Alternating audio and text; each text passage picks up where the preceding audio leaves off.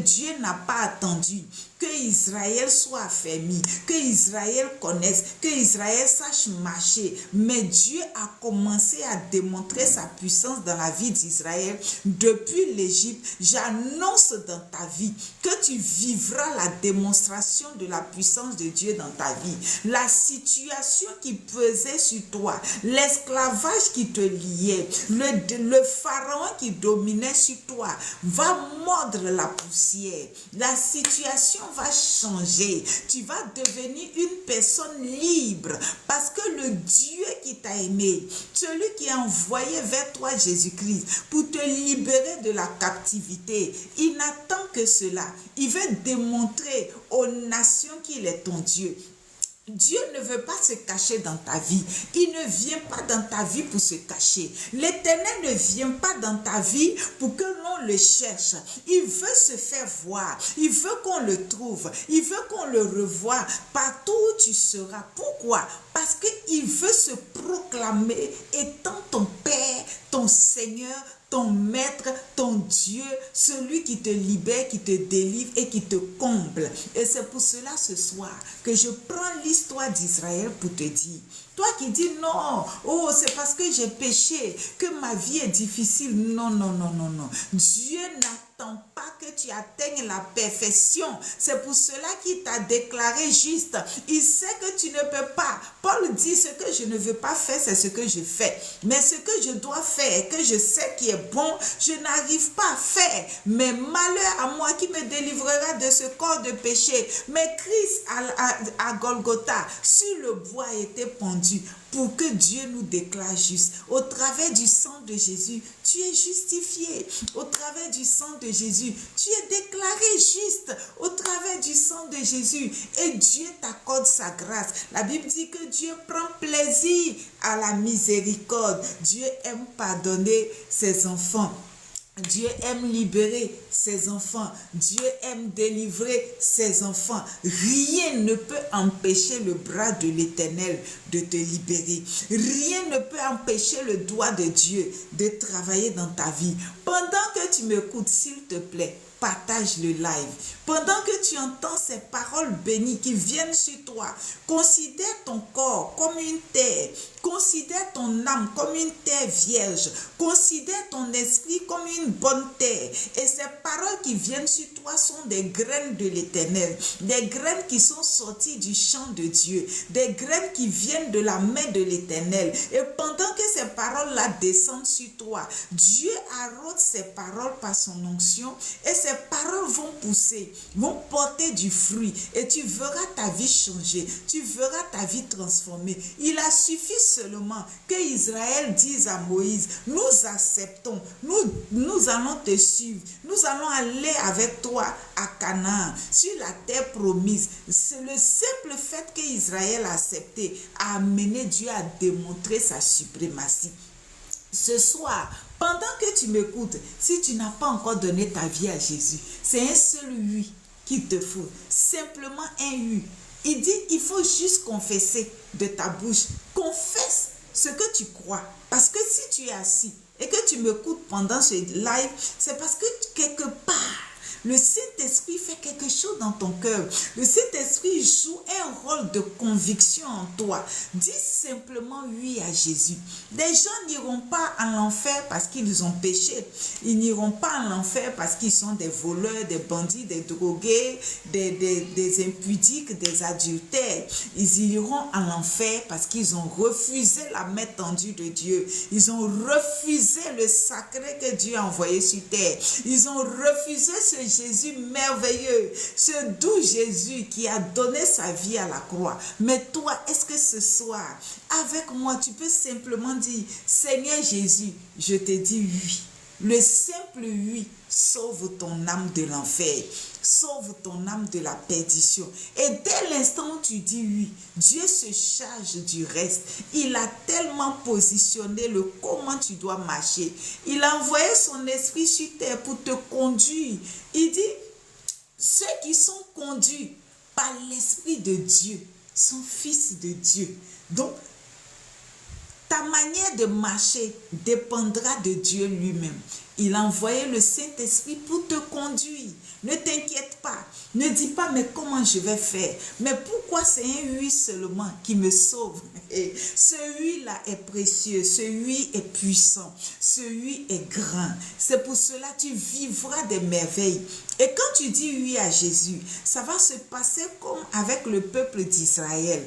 Quand le peuple d'Israël a dit oui, par les messages que Moïse leur a envoyés, Dieu s'est détourné rapidement pour aller vers Pharaon. Israël avait péché. Israël était éloigné de Dieu. Normalement, Dieu devait s'asseoir pour régler les comptes. Mais Dieu n'a pas fait cela. Dieu n'a pas dit, mais moi je vous ai libéré, moi je vous ai délivré, moi je vous ai déposé sur une terre, mais vous ne m'avez pas honoré. Vous avez vendu votre frère Joseph, vous l'avez abandonné, vous l'avez jeté dans un puits, vous avez trompé, vous avez menti à votre père. Mais Dieu n'a pas dit cela. Dieu s'est détourné, il a donné légèrement d'eau et il a fait face aux ennemis d'Israël. Je te dis, si tu dis oui ce soir, tu vas sembler que Dieu s'éloigne. Non, non, il ne s'éloigne pas. Il règle les comptes pour toi.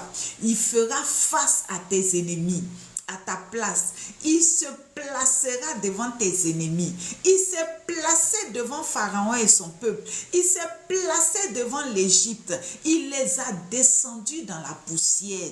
Il les a humiliés. Il les a piétinés. Il les a malmenés. Il les a jugés, condamnés. Pour toi, Dieu est capable. Il dit, je donnerai des nations.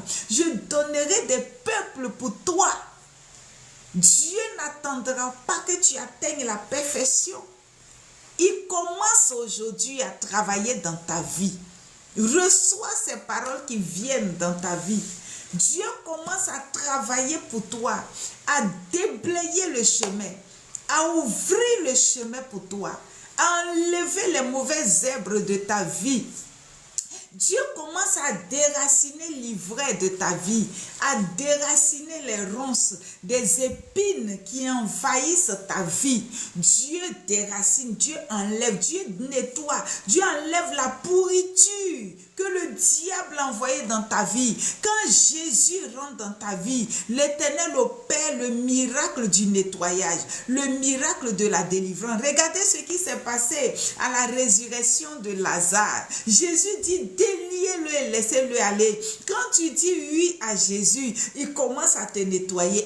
Il enlève les saletés, la poussière, la puanteur, la mauvaise odeur, le rejet, les masques, les liens, les chaînes, toutes ces choses qui t'empêchaient d'être épanoui sur cette terre. Il les enlève.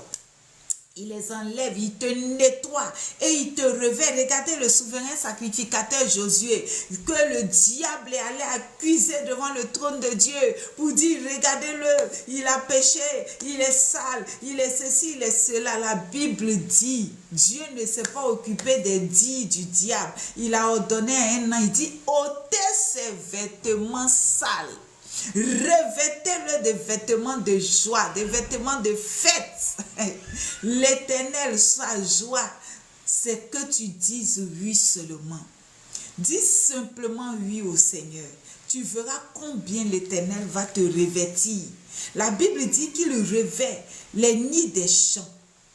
Et il les revêt plus somptueux, plus glorieux que Salomon dans toute sa gloire. Dieu veut te vêtir de vêtements nouveaux. Dieu veut te donner de beaux vêtements. Dieu veut te faire asseoir à la table des grands. Dieu veut que la création soit sous tes pieds. Dieu veut que l'argent soit assujetti à ta domination. Dieu veut que le meilleur vienne à toi. Dieu veut te voir rire. Dieu veut te voir épanoui.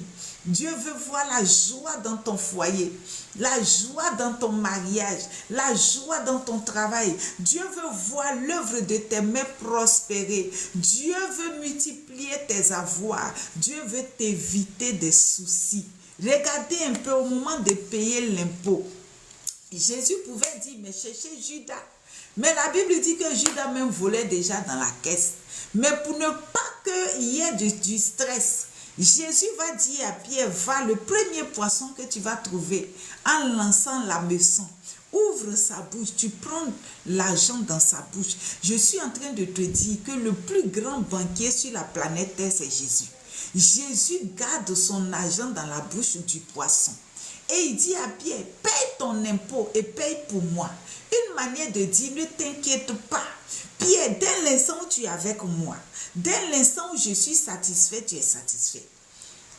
Ça veut dire quoi? Quand il paye l'impôt, lui-même son impôt, et puis pour Pierre, c'est pour dire que Jésus n'est pas quelqu'un d'égoïste. Jésus n'est pas un roi méchant qui mange tout et puis qui oublie les sujets. Jésus n'est pas un roi méchant qui prend le plus gros, la grosse part du gâteau et puis laisse des miettes. Jésus n'est pas ce roi-là qui laisse ses sujets mourir de faim. Quand il se satisfait, il te satisfait au même titre. S'il mange du caviar, tu manges du caviar. S'il boit le meilleur vin, tu bois le meilleur vin. S'il dort dans une maison lambrissée, tu dors dans une maison lambrissée. S'il est roi, il fait de toi un roi. Oh, notre Dieu est tellement bon. Il ne fera jamais de toi un esclave. Pourquoi? Parce que ce qu'il est, c'est ce que tu es dit. Tel il est, tel nous sommes. Tel il est, tel nous sommes. Est-ce que tu reçois? Est-ce que tu entends? Est-ce que tu vois les bénédictions qui descendent sur toi? Je suis venu pour te dire, tel il est, tel nous sommes. Et quand il fait du bien, il fait ce bien-là, ce que lui-même il aimerait. L'eau qu'il aimerait boire, la nourriture qu'il aimerait manger, le vêtement qu'il aimerait porter, les chaussures qu'il aimerait porter, la couronne qu'il aimerait porter, tout ce qu'il voudrait, c'est ce qu'il partagera avec toi. Tel il est, tel nous sommes. C'est pour cela que je voudrais te dire, reste tranquille, calme ton cœur, ne te trouble pas. Ne compte pas les minutes de la montre. Ne dis pas les secondes font tic-tac, tic-tac. Reste tranquille. Jésus sait que tu as besoin de payer des impôts. Jésus sait que tu as besoin de payer le loyer. Jésus sait que tu as besoin d'avoir ta propre maison. Jésus sait que tu veux voyager. Jésus sait que tu veux te marier. Il sait que tu veux la paix dans ton foyer. Jésus sait que tu veux un enfant. Jésus sait que tu veux la paix dans le travail. Il sait que tu veux une nomination. Jésus sait que tu veux une augmentation. Jésus sait que tu as besoin de guérison. Il n'y a pas quelque chose dans ta vie qu'il ne sait pas. C'est pour cela qu'il a dit à Pierre, paye pour toi et paye pour moi. Jésus dit, paye pour toi et paye pour moi. Israël murmurait, Israël pleurait, mais Israël n'a pas crié. Mais Jésus a répondu, Dieu, le Tout-Puissant, le ressuscité, le plus grand de tous les dieux, il est là ce soir pour te faire du bien. Il est là pour te bénir. Il est là pour te toucher. Et ces paroles qui sortent de moi sont des lumières qui viennent sur toi. Pour te réorganiser, pour te refaire. Israël est sorti avec des chants d'allégresse de l'Égypte. Pendant que Pharaon était un roi redoutable, qui avait le droit de vie et de mort, sur qui il veut. Mais ce roi-là ne pouvait pas décider de décapiter Israël, de tuer Israël. Pourquoi? Parce que le Dieu qui a créé Pharaon était en action. Le doigt de Dieu, les féticheurs, les sorciers de ton village vont témoigner que ton Dieu a manifesté son doigt pour la liberté de ton âme. Ce soir, c'est la délivrance. Ce soir, c'est la liberté. Ce soir, c'est la fin de la captivité. Ce soir, c'est ton jubilé. Ce soir, c'est un nouveau nom. Ce soir, c'est un commencement. Ce soir, c'est une régénération. Ce soir, c'est une renaissance. Ce soir, c'est une résurrection. Ce soir, Dieu essuie les larmes de tes yeux. Que toute la gloire revienne à notre Dieu. Soyez tous bénis